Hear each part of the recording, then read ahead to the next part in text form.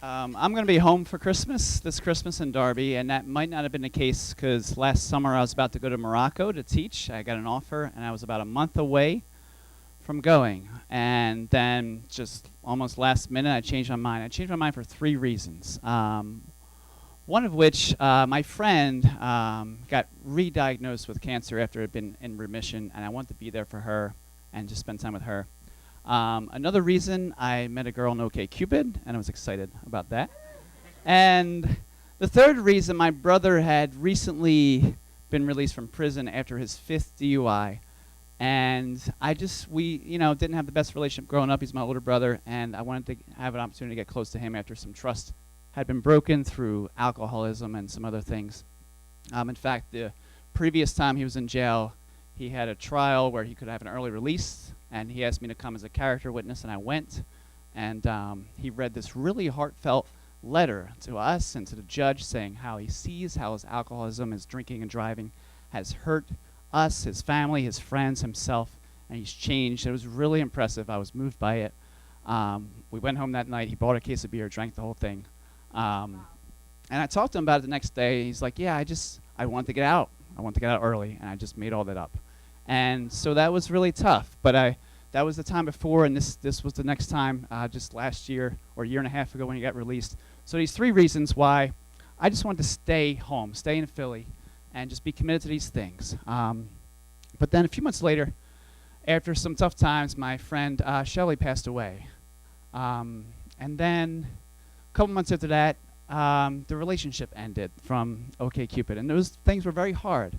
So I'm starting to think, well, maybe it would have been better to go to Morocco or to do this other thing. But then I reflected, like, no, I want these memories. I'm thankful for both those things.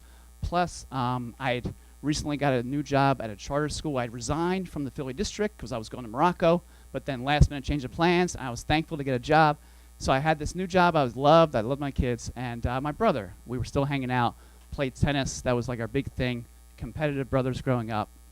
And we were getting close. He still had his anger issues where he would call me a cheater in the middle of a tennis match, which is very insulting because there was one match particularly where I came back. I was down like 5-2, and the second set 6-1. I came back. I played beautifully. And to be called a cheater in the middle of that, I mean, I got over it. I'm not over it, but I got over it.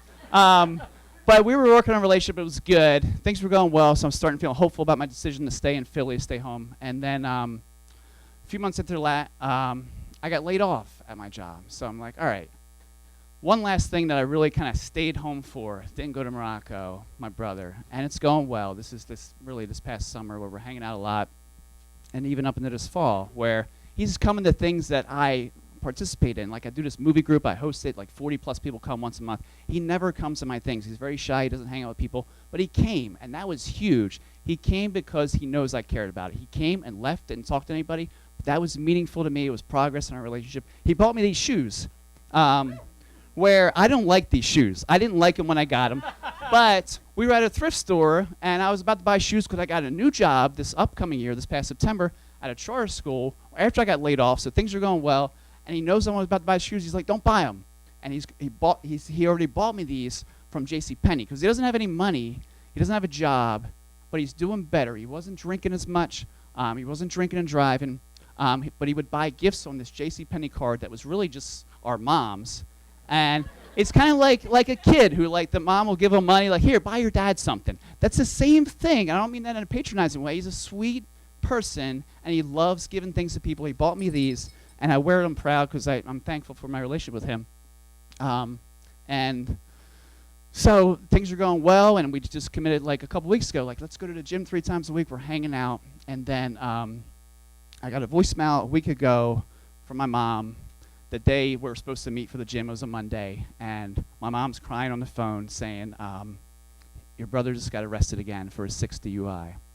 And that was really hard. My mom was crying on the phone, and she told me a story the next day how my brother in the moment was, as he's in the car, my mom was in the car too, she just kind of goes along with what he's doing. It's one of those moms that gives you everything. Even when he's drinking and driving, she's in the car with him.